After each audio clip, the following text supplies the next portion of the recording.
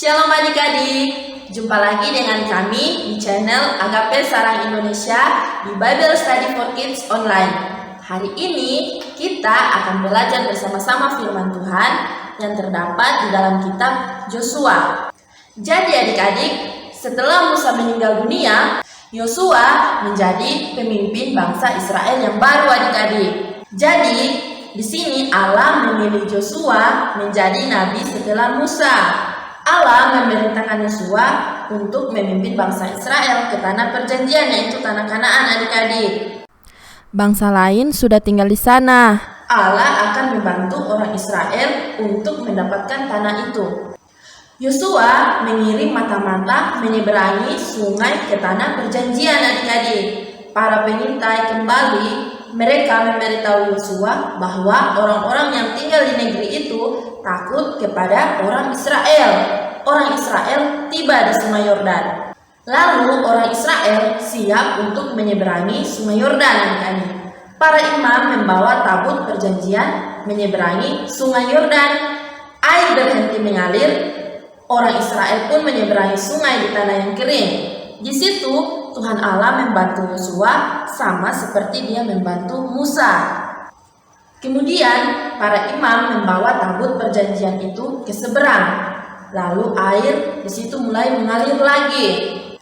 Yosua memimpin orang Israel ke kota Yeriko adik-adik. Yeriko dikelilingi oleh tembok yang tinggi. Orang-orang Yeriko di situ mereka menutup gerbang kota untuk mencegah orang Israel untuk masuk. Karena orang-orang Yeriko mengira bahwa orang Israel itu mereka aman. Lalu Allah mengirim seorang malaikat kepada Yosua adik-adik. Malaikat itu memberitahu Yosua cara menguasai Yeriko. Di situ Yosua menuruti perintah malaikat itu. Yosua memerintahkan para imam untuk membawa tabut perjanjian di depan pasukannya. Tentara berbaris mengelilingi tembok Yeriko sekali sehari selama 6 hari. Lalu 7 imam meniup terompet mereka. Orang lain tidak boleh membuat kebisingan atau keributan adik-adik. Lalu pada hari ke-7 tentara berbaris mengelilingi Yeriko selama 7 kali. Kemudian Yosua memerintahkan semua orang untuk berteriak. Mereka lalu berteriak. Tembok Yeriko itu lalu runtuh adik-adik. Mereka kemudian menguasai Yeriko. Tuhan Allah membantu orang Israel di situ adik-adik. Kemudian semua orang mendengar bahwa orang Israel telah menguasai Yeriko, mereka ketakutan. Mereka tahu bahwa Tuhan Allah telah membantu Yosua dan orang Israel. Yosua memimpin orang-orang dari situ ke kota yang lain. Mereka menguasai semua tanah perjanjian. Ini adalah tanah yang Tuhan janjikan kepada Abraham, Ishak, dan Yakub. Tuhan telah memberitahu Yusuf, Musa, dan Yosua bahwa tanah ini akan menjadi tanah Israel. Nah adik-adik, di situ Tuhan Allah menepati janjinya.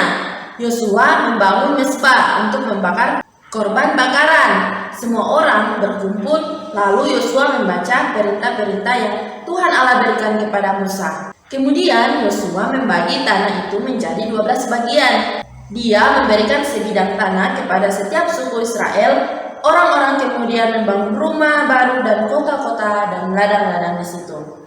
Lalu adik-adik, Yosua itu semakin tua. Dia memanggil semua pemimpin Israel. Dia memberitahu mereka bahwa Tuhan telah memberi mereka tanah perjanjian.